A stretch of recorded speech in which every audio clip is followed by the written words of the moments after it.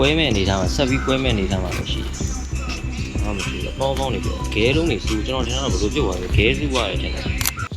ကဲဒီနေ့မှာတော့ကျွန်တော်ကဒီနောက်မှာပေါ့နော်ကျွန်တော်ဘိန်းတစ်လေးတစ်ခုရောက်ထားတယ်အဲ့ဒါလေးကိုကျွန်တော်မဘိန်းပေါက်နေတာဆိုတော့ကျွန်တော်ခုနေ့ကနင်းလိုက်တာနိုင်ရိုက်နင်းလိုက်တာပြန်လာတော့ဘိန်းကပေါက်တယ်မနေ့လည်းကြည့်တာအဲ့တော့ကျွန်တော်အခုဘိန်းလေးပါမယ်ပေါ့နော်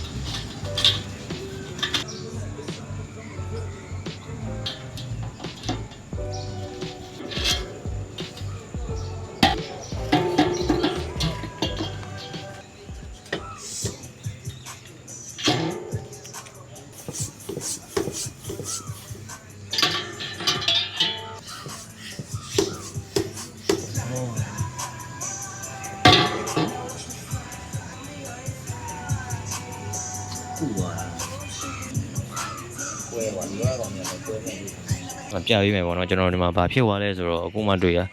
အဖောင်းဖောင်းနေပါဖြစ်ကွဲမဲ့အနေထားမှာဆက်ပြီးကွဲမဲ့အနေထားမှာမရှိဘူးဘာမှမရှိဘူးအဖောင်းဖောင်းနေပြောခဲလုံးနေစူကျွန်တော်ထင်တာဘယ်လိုပြုတ်သွားလဲခဲစူးသွားတယ်ထင်တယ်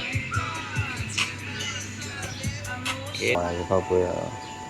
ချီရတော့ကျွတ်တဲ့ဝဲရမရဒီပုံစံဆိုအချိန်နေမကောင်းမှန်ကြီးချိန်နေမကောင်းကဲအဲ့တော့ကျွန်တော်ဒီမှာဖားလို့မရတော့ဘူးဖားလို့မရတော့ကျွန်တော်ဒီဘိန်းလေးပဲကျွန်တော်ရဲ့စာလီလေးပဲပြန်စီးပြတော့ပါမယ်ခင်ဗျာဒါ